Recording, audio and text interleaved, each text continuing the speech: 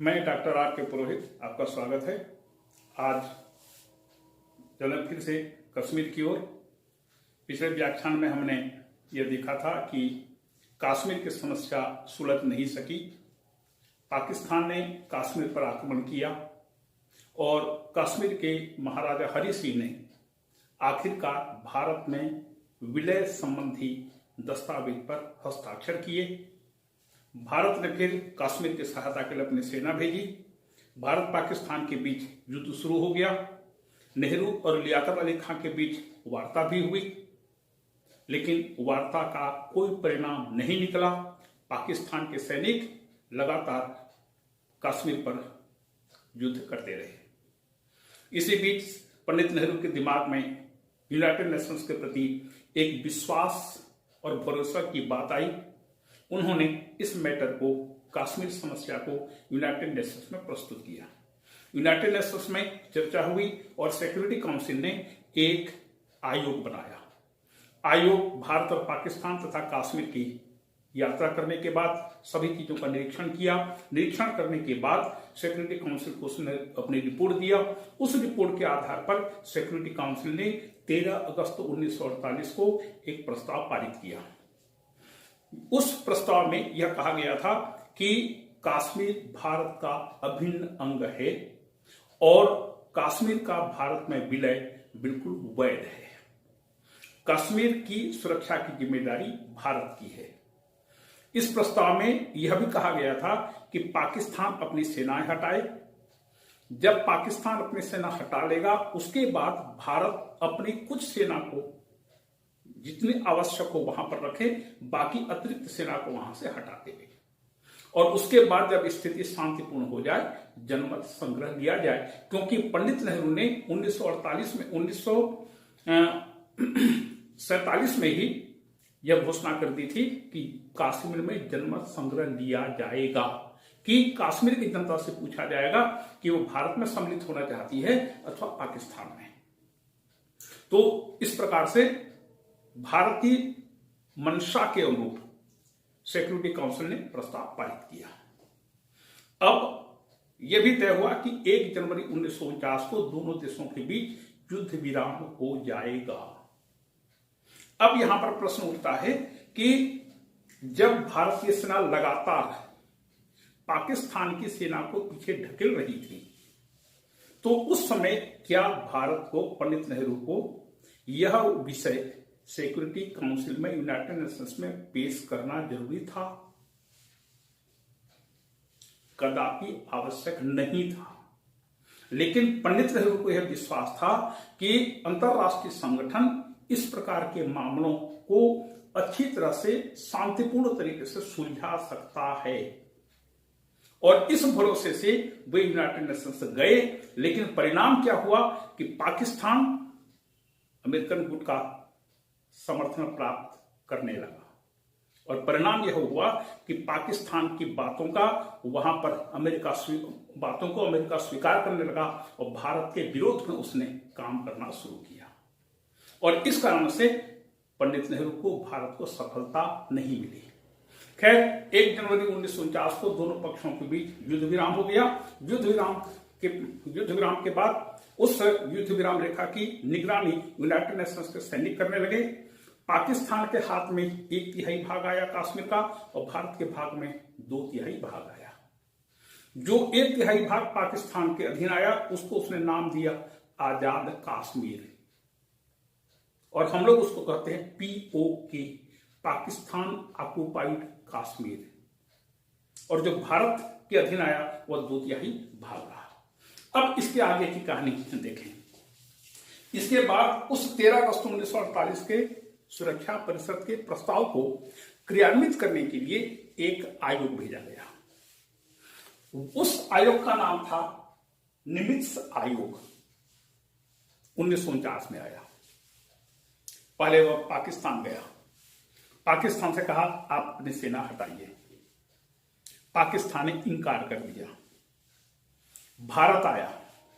भारत को पंडित नेहरू ने कहा आप अपनी सेना हटा दीजिए।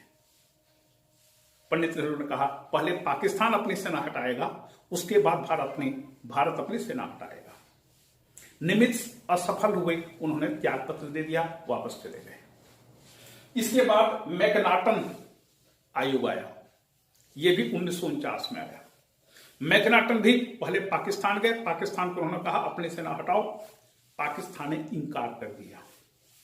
भारत आया, भारत से कहने लगे आप अपने सेना हटाइए, भारत ने मना कर दिया। मैकनाटन वापस चले गए, त्याग पत्र दे दिया। इसके बाद डिक्सन मिशन आया 1950 में। डिक्सन ने भी कहा पाकिस्तान तो अपने सेना हटाओ, पाकिस्तान ने इंकार कर दिया। भारत के पास आया, भारत ने भी कह दिया हम अपनी सेना नहीं हटाएंगे, पहले पाकिस्तान को हटाइए, उसके बाद भारत अपनी सेना हटाएगा। यही बात सिक्योरिटी काउंसिल के प्रस्ताव में है। डिक्सन वापस चले गए। डिक्सन के जाने के बाद राष्ट्रमंडल शिखर सम्मेलन हुआ 1950 में लंदन में। राष्ट्रमंडल देशों ने कुछ प्रयास किया। अब प्रयास किया था उनका कि दोनों देश अपनी सेनाएं हटा लेंगे, दोनों देश की अपनी सेना हटाएंगे, पहले पाकिस्तान हटाएगा, उसके बाद भारत हटाएगा। दोनों देश अपनी सेना हटा दे, उसके बाद जनमत संग्रह हो।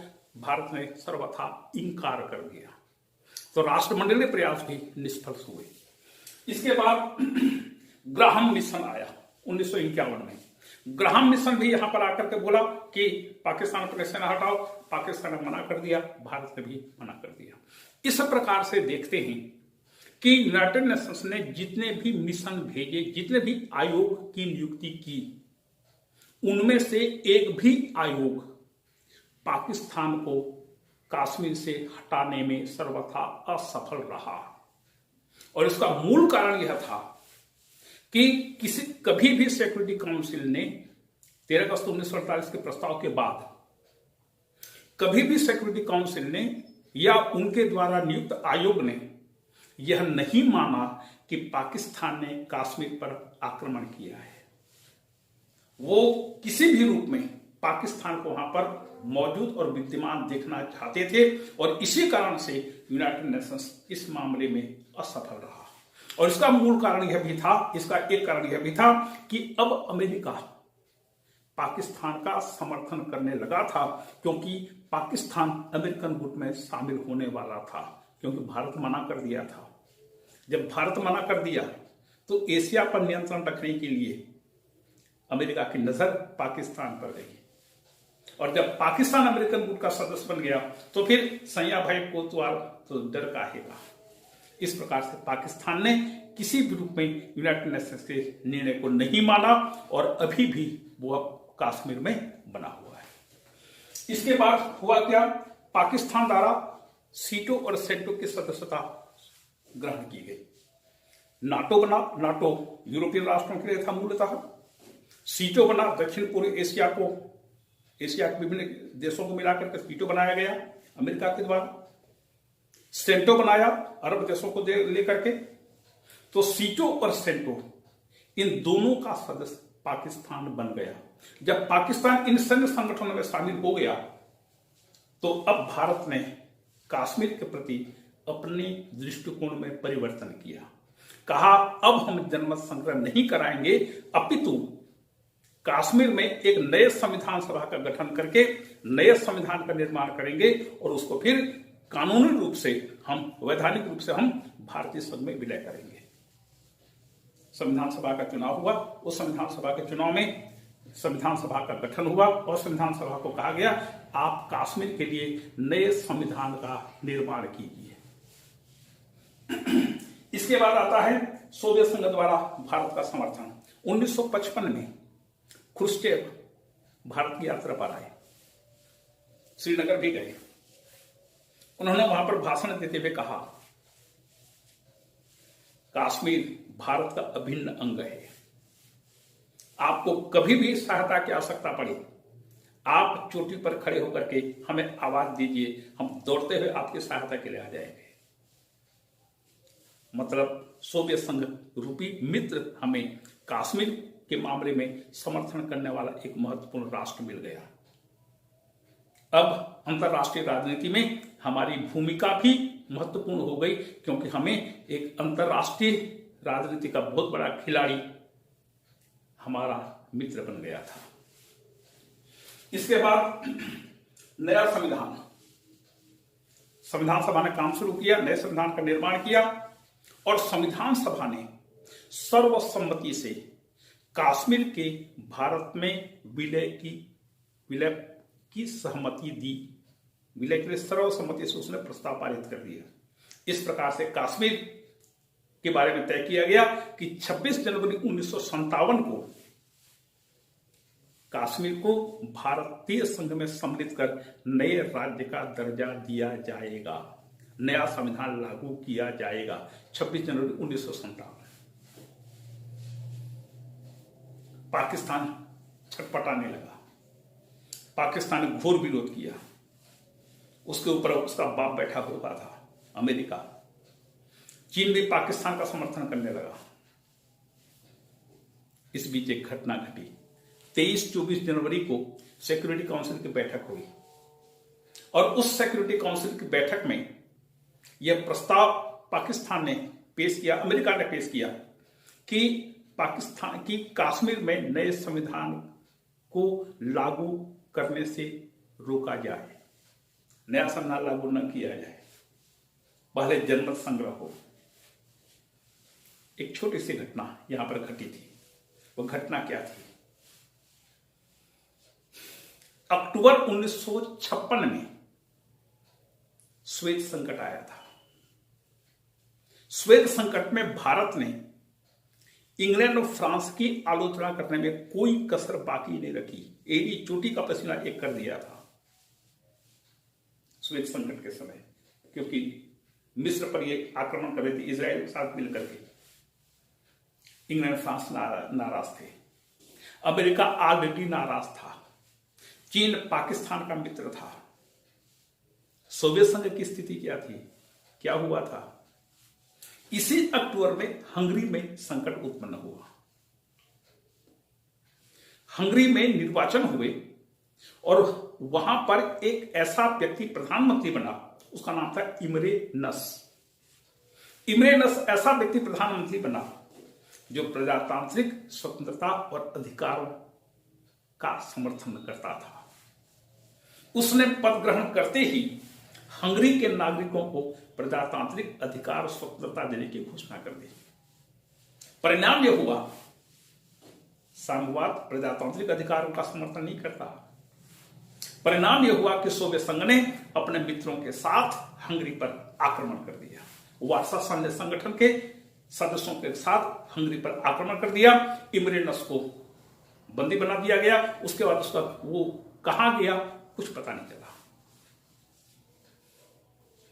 तो जब श्वेत संकट के समय ब्रिटिश और फ्रेंच साम्राज्यवादी प्रवृत्ति की आलोचना करने में, उसका विरोध करने में नेहरू ने कोई कसर नहीं छोड़ा था, तो पत्रकारों ने पूछा, यही स्थिति तो अभी हंगरी में उत्पन्न हुई है। हंगरी पर सोवियत संघ ने आक्रमण किया है, उसके बारे में आप क्या सोचते हैं? तो पंडित नेहरू ने दबी जुबान से सोवियत संघ की आलोचना की। सोवियत संघ का मुंह फूल करके कुप्पा हो गया, स्वाभाविक है। तो सिक्योरिटी काउंसिल के 5 सदस्य भारत से नाराज। 26 जनवरी 1957 को नया संविधान लागू करने की पूरी तैयारी। 23-24 जनवरी की रात को सिक्योरिटी काउंसिल की बैठक, उस बैठक में कृष्ण मेनन ने 7 घंटे 48 मिनट तक लगातार भाषण दिया था। 7 घंटा 48 मिनट। और उसके बाद वो गिर पड़े थे। कृष्ण मेनन का कहना था, मूल समस्या यह है कि कश्मीर पर पाकिस्तान ने आक्रमण किया है। कश्मीर भारत का अभिन्न अंग है। इस चीज को सिक्योरिटी काउंसिल भी इसके पहले स्वीकार कर चुका है। तो अपने प्रस्ताव के अनुरूप वह पाकिस्तान को वहां से हटाता क्यों नहीं है? मतदान का वक्त आया, क्योंकि अमेरिका ने जो प्रस्ताव पेश किया था नया संविधान लागू न करने के लिए, प्रस्ताव पर मतदान हुआ। अंतिम समय तक सोवियत संघ चुपचाप रहा, क्योंकि भारत से नाराज था। सिक्योरिटी काउंसिल के 4 सदस्य उसके पक्ष में, अमेरिकन प्रस्ताव के पक्ष में, और आखिर में सोवियत संघ ने उस पर वीटो किया, प्रस्ताव ध्वस्त हो गया। लेकिन सोवियत संघ ने भारत को समझा दिया कि देखो, मित्रता ऐसे नहीं चलती, मित्रता बनानी है तो हमारी आलोचना बंद करो, चुप रह जाना, कुछ मत बोलना, हम समझ जाएंगे तुम्हारा विरोध है इसके बारे में, लेकिन खुल करके सबके सामने आलोचना मत करना। भारत भी इस चीज को समझ गया कि अब भविष्य में हम सोवियत संघ की खुले रूप में आलोचना नहीं करेंगे, उसको बता देंगे, लेकिन बताएंगे व्यक्तिगत तौर पर, सार्वजनिक रूप से नहीं। इस प्रकार से सिक्योरिटी काउंसिल का प्रस्ताव ध्वस्त हो गया और 26 जनवरी 1957 को भारतीय संघ में कश्मीर का विधिवत विलय हो गया। अब पंडित नेहरू ने स्पष्ट कर दिया कि अब चूंकि संविधान सभा का निर्वाचन कश्मीर की जनता ने किया है, संविधान सभा ने सर्वसम्मति से भारतीय संघ में विलय की पुष्टि कर दी है, नया संविधान लागू हो गया है, अब जनमत संग्रह करने की आवश्यकता नहीं है। इसके बाद सिक्योरिटी काउंसिल की उस बैठक में तय हुआ कि एक दूसरा कमीशन भेजा जाए। तो फिर आया जालिम मिशन, आया 1957 में, कुछ नहीं कर पाया, वापस चला गया। फिर ग्राहम मिशन दोबारा आया, ये पहले ग्राहम आ चुके थे, दूसरी बार ग्राहम को भेजा गया, ग्राहम मिशन भी कुछ नहीं कर पाया। फिर इतने सारे आयोग और मिशन भेजने के बावजूद security council, United Nations Kashmir की समस्या को सुलझाने में सर्वथा असफल रहा। इस बीच 1958 में पाकिस्तान में सैन्य क्रांति हो गई, जनरल अयूब खान राष्ट्रपति बन गए। तो देखिए, पाकिस्तान में सैनिक क्रांतियों की शुरुआत 1958 में हुई थी, और जब सैनिक शासक के पास पूरी शक्तियां आ गई, सैनिक अब शासन करने लगे। एक बात यहां पर ध्यान रखिए, कहा जाता है कि मनुष्य का खून बहुत मीठा होता है, इसलिए शेर कभी भी मनुष्यों का शिकार नहीं करता, लेकिन यदि कभी उसे मनुष्य के खून का स्वाद मिल गया तो फिर वह शेर आदमखोर हो जाता है, फिर वह दूसरे प्राणियों का शिकार नहीं करता। यही स्थिति सेना के बारे में है। सेना फ्रंट में रहने वाली शक्ति होती है, उसका देश के अंदर एसी बंगलों में, एसी ऑफिस में बैठने का कोई काम नहीं है, वो तो तंबू डाल करके अपनी ड्यूटी करती है। कड़कती ठंड में, चिलचिलाती गर्मी में, रात के अंधेरे में, बरसात में वो फ्रंट में जाकर के देश की सुरक्षा करती है। लेकिन यदि एक बार सेना को शासन का चस्का मिल गया, शासन का स्वाद मिल गया, तो फिर वह बैरक में वापस नहीं जाती। 1958 में अयूब खान ने यह काम किया, और इसीलिए आज भी पाकिस्तान में सेना सर्वाधिक प्रमुख शक्ति का केंद्र है। कोई भी शासक निर्वाचित हो, चाहे जैसा भी हो, जब तक सेना को अपने कॉन्फिडेंस में नहीं लेता, अपने विश्वास में नहीं लेता, वह एक मिनट भी शासन नहीं कर सकता, क्योंकि पाकिस्तान की सेना को सत्ता का स्वाद मिल चुका है।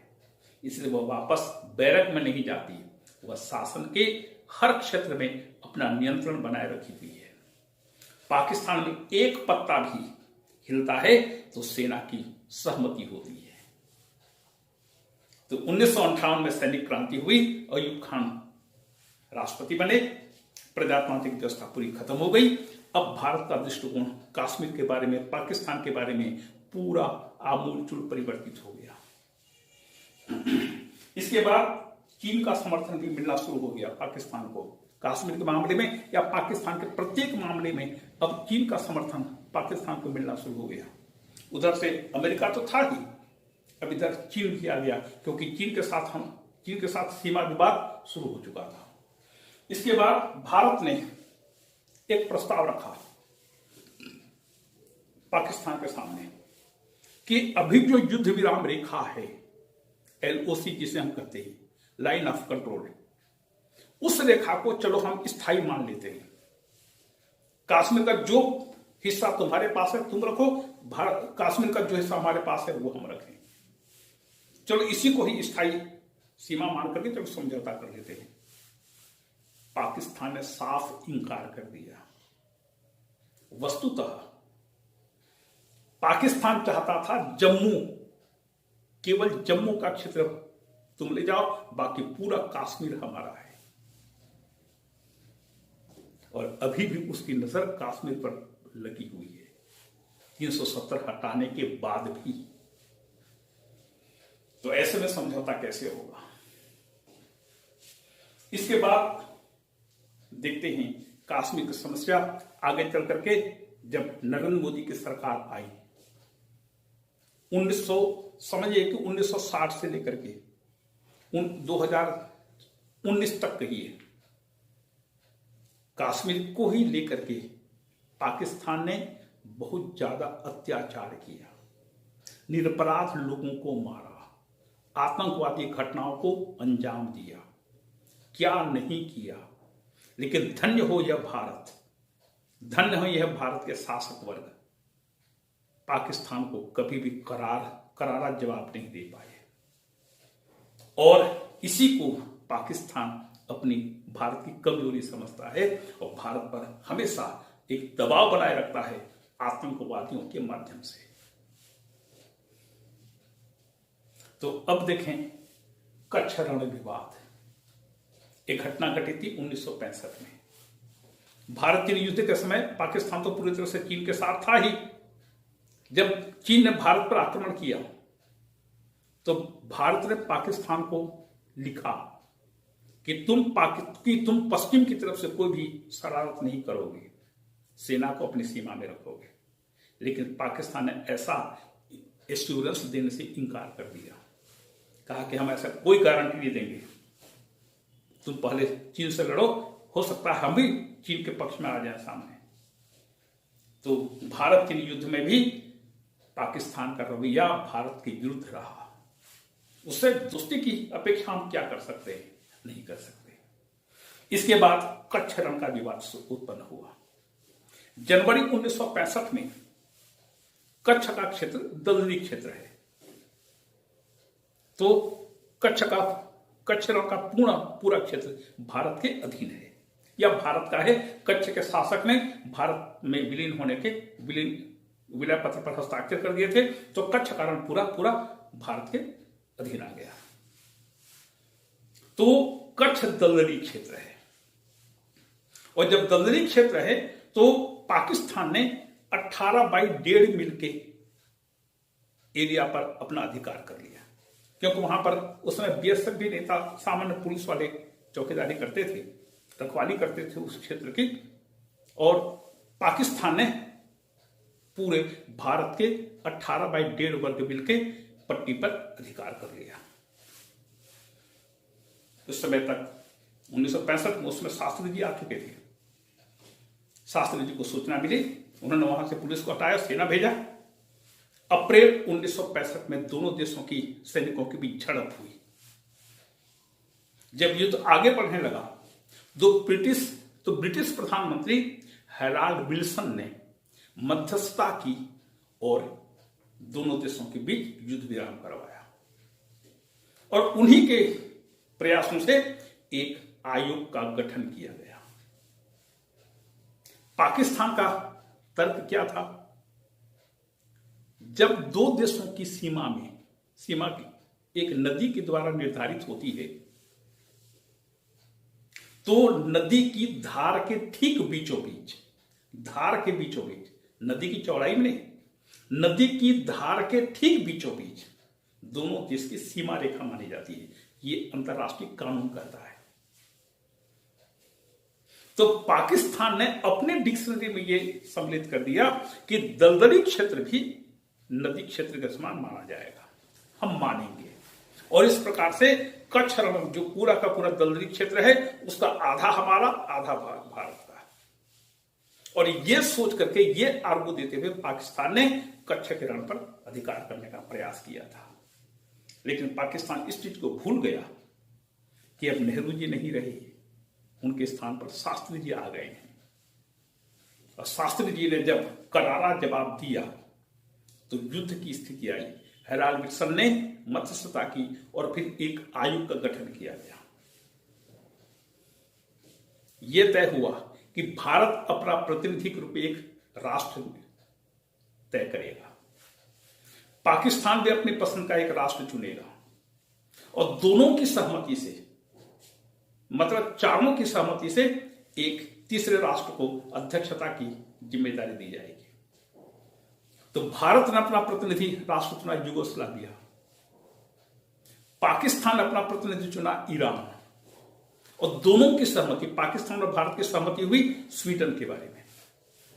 तो स्वीडन, यूगोस्लाविया और ईरान, इन तीन देशों को मिलाकर के एक मध्यस्थ आयोग बनाया गया।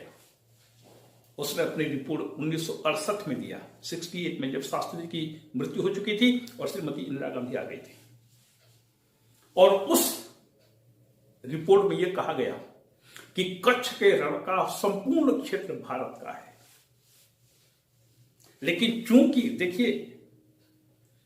चूंकि पाकिस्तान दावा कर रहा है, इसलिए इस क्षेत्र में शांति बनाए रखने के लिए कच्छ के रण का 10% भाग पाकिस्तान को दिया जाए। वाह वाह, ताली बजाने की बात की इच्छा होती है। तो कच्छ के रण का 10% भाग पाकिस्तान को दे दिया गया। श्रीमती इंदिरा गांधी ने कहा, हम इस निर्णय को मानने के लिए बाध्य हैं, क्योंकि हम विश्वसनीयता खोना नहीं चाहते।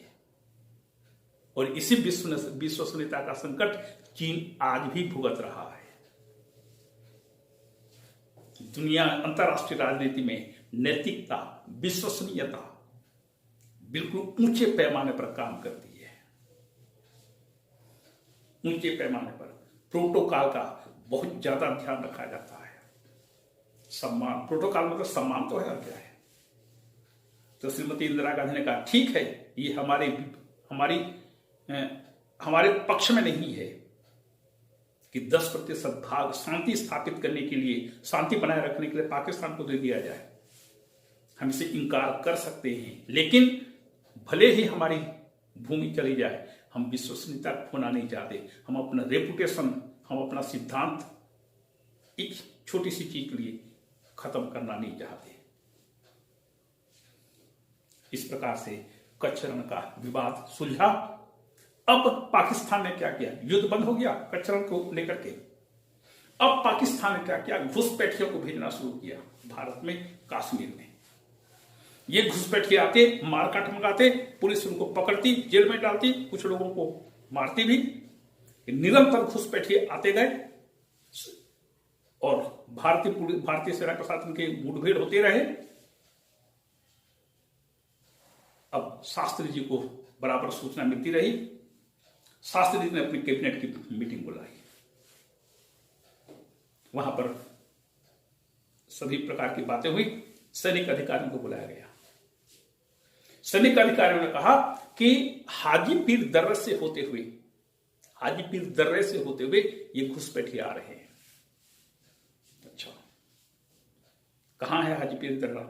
सीमा को उस पार है। ठीक, शास्त्री जी ने अपनी सेना को आदेश दिया, उस दर्रे पर अधिकार करो। लेकिन तो बॉर्डर को उस पार है। शास्त्री जी ने सेना को आदेश दिया, बॉर्डर महत्वपूर्ण नहीं है, दर्रे पर अधिकार करो। और जैसे ही भारत के सैनिकों ने बॉर्डर पार करके हाजीपीर दर्रा पर अपना अधिकार किया, पाकिस्तान ने 1 सितंबर 1965 को भारत पर आक्रमण कर दिया। इसके पहले, मतलब युद्ध विराम, कच्छ के रण में युद्ध विराम होने के बाद अयूब खान ने अपने भाषणों में भारत को युद्ध की धमकी देना शुरू किया। पाकिस्तान के समाचार पत्र, पूरा मीडिया भारत के विरुद्ध दुष्प्रचार करने लगे, युद्ध की धमकी देने लगे, भारत को सबक सिखाने की बात कहने लगे। शास्त्री जी ने कहा, पाकिस्तानी मीडिया और खुद अयूब खान की कुछ भाषणों में हमको युद्ध की धमकी की गंध आती है। हमें युद्ध की धमकी की गंध आती है। हम ऐसी भाषा का प्रयोग करना नहीं चाहते, लेकिन इतना भी बता देना चाहते हैं कि यदि हमारी अस्मिता पर संकट आए, यदि हम पर कोई भी आक्रमण करे, तो हम उसका जवाब देने के लिए पूरी तरह से कटिबद्ध हैं और हम अपने उत्तरदायित्वों को अच्छी तरह से समझते हैं। और उसके बाद 1 सितंबर को पाकिस्तान ने भारत पर आक्रमण कर लिया। सिक्योरिटी काउंसिल की बैठक हुई। सिक्योरिटी काउंसिल की बैठक में यह प्रस्ताव पास हुआ कि दोनों देश युद्ध विराम करें, युद्ध बंद कर दें। लेकिन उसमें भारत भी लड़ने के मूड में था, पाकिस्तान भी लड़ने के मूड में था। दोनों देशों ने इंकार कर दिया कि नो, हम युद्ध बंद नहीं करेंगे।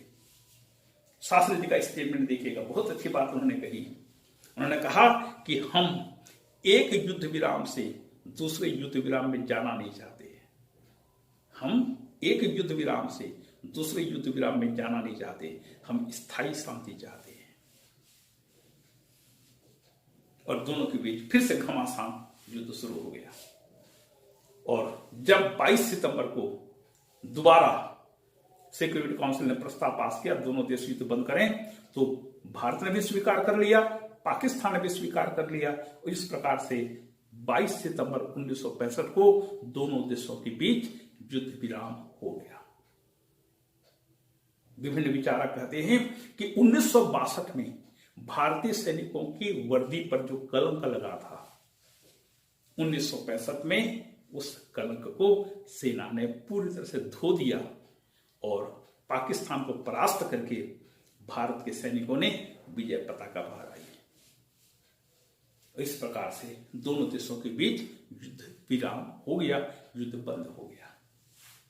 युद्ध बंद होने के बाद सोवियत संघ को बड़ी चिंता हुई कि भारत और पाकिस्तान दोनों लड़ रहे हैं।